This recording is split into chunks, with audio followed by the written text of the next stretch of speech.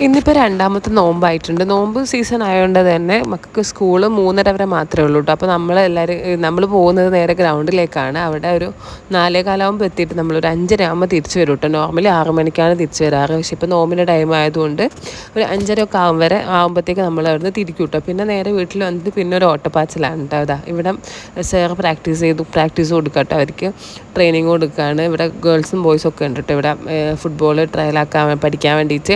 അങ്ങനെ ഞാൻ എപ്പോൾ പോകുമ്പോൾ എൻ്റെ ചെറുതിനെയും കൂട്ടിയിട്ട് പോയിട്ട് ഇപ്പോൾ അവനവിടെ കമ്പനിക്ക് ആൾക്കാരൊക്കെ ഉണ്ട്.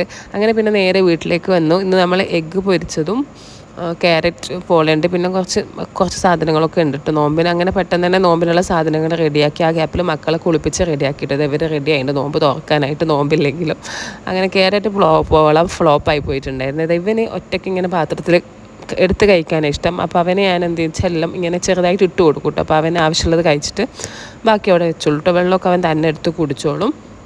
മറ്റേ ആൾക്ക് കുഴപ്പമില്ല, മറ്റേ കൂടുതലും അവന് വാരി കൊടുക്കാനാണ് ഇഷ്ടം. പിന്നെ തന്നെ അവൻ കഴിച്ചോളും, കുഴപ്പമൊന്നുമില്ല, കൊടുത്താൽ കഴിക്കാത്ത പ്രശ്നമൊന്നുമില്ല. പിന്നെ നേരെ നൈറ്റ് ഷിഫ്റ്റ് ആയതുകൊണ്ട് കുറച്ച് ഫുഡൊക്കെ പാർസലാക്കി അങ്ങനെ നേരെ വീട്ടിൽ നിന്ന് പോകാനുള്ള പരിപാടി കേട്ടോ, ഡ്യൂട്ടിക്ക്. മോന് ഈ ഒരു സംഭവം കിട്ടിക്കഴിഞ്ഞാൽ നമ്മൾ ലുട്ടാപ്പി പറഞ്ഞാൽ ഇതിനെ എവിടെന്നെങ്കിലും എടുത്തുകൊണ്ട് വന്നിട്ട് ഇങ്ങനെ നടക്കും കേട്ടോ. അതാണ് ഇവൻ്റെ. ഇങ്ങനെ കുറേ നേരം അതും കൊണ്ട് അങ്ങ് നടന്നോളൂ. ലുട്ടാപ്പി എന്ന് പറഞ്ഞാൽ നേരെ പോവും, ആ സംഭവം എടുക്കും, ഇങ്ങനെ വെക്കും, നടക്കും കേട്ടോ.